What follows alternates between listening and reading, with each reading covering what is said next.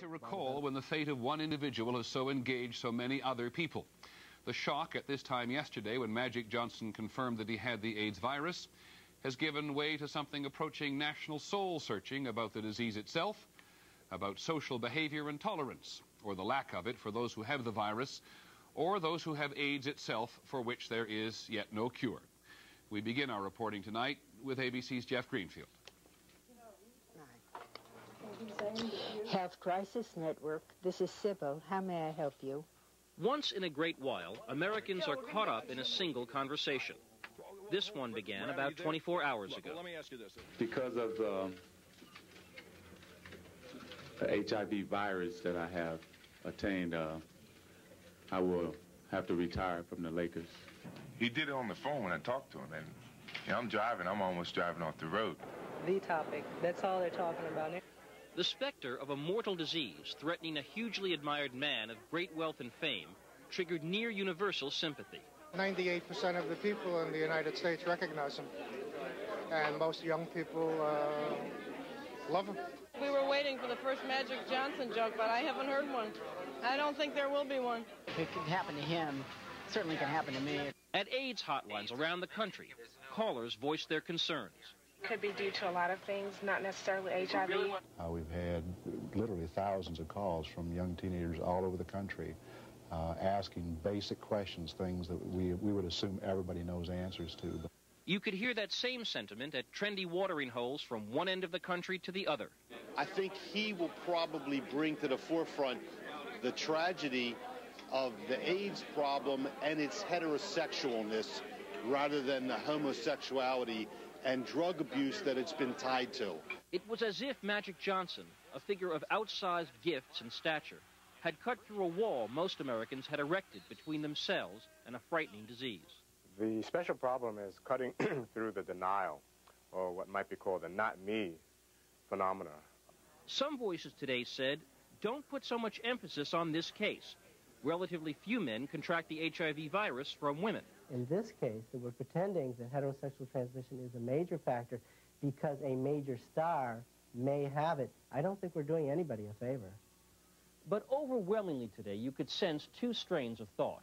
Genuine sympathy for one of the few celebrities as liked and respected as he is famous, and real fear that a disease that can strike so giant a figure is somehow more dangerous than we had imagined 24 hours ago.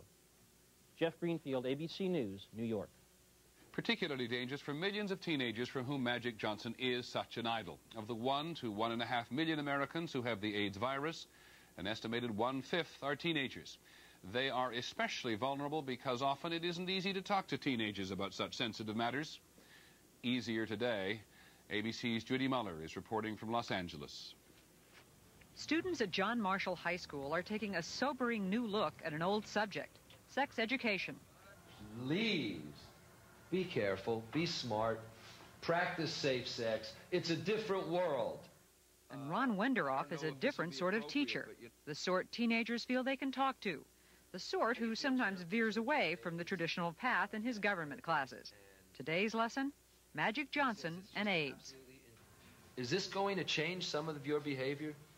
Are you going to think twice? Most likely, yeah, because if he can get it, anybody else can, that's for sure.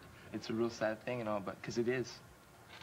But I don't know what kind of effect it'll have on me, and, to say that I'm going to do this or that, Is there some kind of concept floating around that it's not cool to use a condom? Some guys don't like to wear condoms. They think that it, ruins it for them, and they'd much rather have the girl wear some sort of protection so she doesn't get pregnant. They don't think of diseases. Friends of mine that I know of carry them because if they're on the spot and they need to take action because it's too risky now. There's too many diseases in the world to risk your life. So why not teach abstinence? They're going to do it anyway, so might as well just teach them how to prevent a disease like that. An ounce of prevention, in this case, may start with some very realistic fear. Look around campus. Anyone could have it and give it to you. That's a sobering, scary thought. Wenderoff hopes that sobering, scary thought will give his students pause, a pause that could save their lives. Judy Muller, ABC News, Los Angeles. We'll have more about all this in just a moment. a spokesman in the name of AIDS education, which in many ways is an enormous challenge to those corporations for whom he speaks now. Now that Johnson has the AIDS virus, will they still want him to promote their soft drinks and their shoes and their chocolate? Here's ABC's Bob Jamieson. Last month, Nestle Chocolate ballyhooed a new series of television commercials it shot with Magic Johnson. But now the ad agency says they may never be seen. Money. $12 million a year is the kind of money Johnson has been making from commercials and product endorsements. This stuff may be a little too hot for you guys to handle. For everything from fast food to video games. While those companies were quick to express sympathy, most are vague about his future identification with their products. Pepsi said, "We'll see what's best for Magic and for us." Spalding Sporting Goods said it had made no decision on further promotional contracts with Johnson. And at Converse athletic shoes, which he has endorsed since 1979, officials would not give odds on whether he will appear in their commercials again. Magic by Converse. We would probably continue to use him in some very visible manner, and we would probably classify it in still a relatively high-profile manner. Sports marketing experts said that despite the sympathy, testing positive for the AIDS virus has changed Johnson's commercial value overnight. What everyone knows now about him would introduce a negative. I would very much doubt if he'll be promoting a product or a service. But others believe that dropping a national hero like Johnson could backfire on the companies, which were eager until yesterday to associate his prowess and personality with their products. It could create sympathy for Johnson and anger against the companies. Whatever happens, financially, Johnson has planned for the future. A savvy businessman, he has demanded and got investment positions in the companies who until now wanted their products identified with him. Bob Jamieson, ABC News, New York. As we spoke to people around the country today, we were struck by how many people were still underinformed about AIDS. Because of the heightened awareness brought about by the case of Magic Johnson, we asked our medical editor, Dr. Tim Johnson, to come in, join us again, and go over some of the basics yet again. Tim, the difference between the AIDS virus and full-blown AIDS.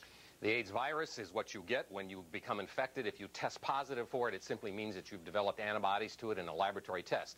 Full-blown AIDS means that you have developed the serious conditions, infections and or cancers that constitute the disease AIDS. Tell us about these flu symptoms which Magic Johnson had. They're a mystery. They may have been simply flu symptoms, but many people, when they are initially infected for the first time with the AIDS virus, do develop flu-like symptoms. That may have been what happened to him. How long can it take to progress from the AIDS virus to full-blown AIDS? 99% of people will develop a positive test in the laboratory within 6 months of becoming infected.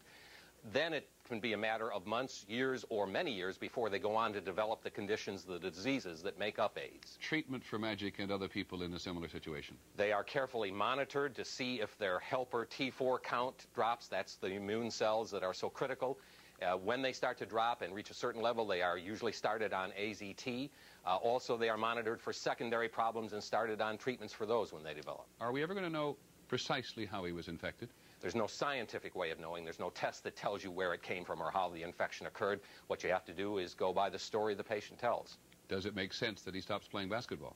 That's a question that the experts would disagree on. Certainly most people with AIDS are encouraged to continue physical activity as long as they feel good. However, professional basketball is a very special level of stress and activity. It's probably playing safe.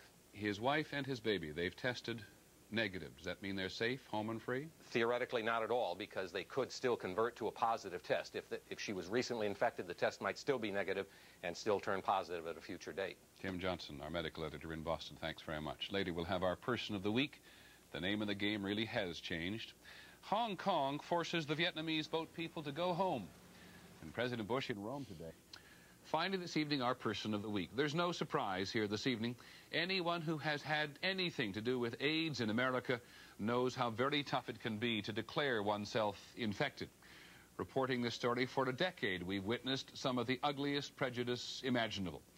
And so we choose this man because he's been as open as he has so far, and because, perhaps more than anyone else before him, he can make even more of a difference from this day forward.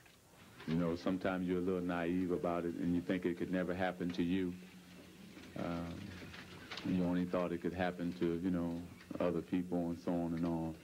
And it has happened, but I'm going to deal with it, and my life will go on. The games are over for Magic Johnson. It's not the way he planned for his retirement from professional basketball. There has been no planning for his new career. I just want to say that I'm going to miss playing, and I will now become a spokesman for the HIV virus, because I want people and young people to realize that they can practice safe sex. All the causes that he's involved with and all the money that he's raised and all the smiles that he's put on people's face, and maybe God felt he was the only one that really is capable of handling this burden. I mean, very directly, it will affect how long you live. The AIDS counselors and the teachers and the doctors who work in the trenches agree that someone with the stature of a Magic Johnson can have a profound effect on young people, but so much depends on him. And that is to be honest, open, and true, and to be very clear on how you can get this disease and how you can't. Not to shortstop, because with teenagers, they need to hear exactly what they can do and what they can't do. Magic Johnson is no stranger to kids. He has worked with them throughout his career. He's looking good, right? And he's a natural on television. It's unbelievable. No, that's magic.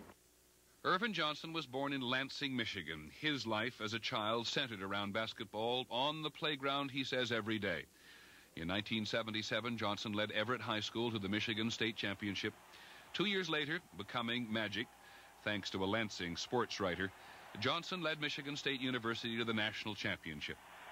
The 6'8" guard, the rookie, Magic Johnson. 1 year later, as a $1 million rookie in the NBA, Magic led the Los Angeles Lakers to the championship. In the final game, he scored 42 points and played every position. I do everything but almost clean up the form. And you're willing to do that? Yes. The rest is sports history. So I'm going to miss coming in at 5 o'clock. I'm going to miss saying hello to the security people when I first get there, then the ushers. Oh, man. Magic, what about this? What about that? What about the team? I'll miss that. I'll miss the battles and the wars. The battle has only begun. Magic Johnson will not only face his personal struggle with AIDS, he wants to be used for the cause. How great the pressure will be on someone with his celebrity status. It was powerful, and it was instant, and it was nonstop. It has really been a nonstop flood of calls and interest in Magic since the news broke. The challenge for him is to become educated really quickly and to be an articulate spokesman for people with HIV. Minutes before he made the announcement last night, Johnson spotted a friend in the crowd, a sports reporter on the verge of tears. He walked over and hugged the reporter, wearing the familiar Magic Johnson smile, and said, "I'll be okay." You know, what you have to do is it's another challenge, another chapter in my life that it's like being, your back is against the wall. And I think that you just have to come out swinging, and I'm swinging. And so we choose Magic Johnson with one final thought. So much of this is about safe sex and trying to educate teenagers, who, like all teenagers before them, tend to believe that they're immortal. It's one of the strengths of being a teenager, but these days also a potentially fatal weakness. And it's why Magic Johnson, in his inimitable way, will have to be very straight with the kids about AIDS. That's our report on World News Tonight. I'm Peter Jennings. Have a good weekend. Good night.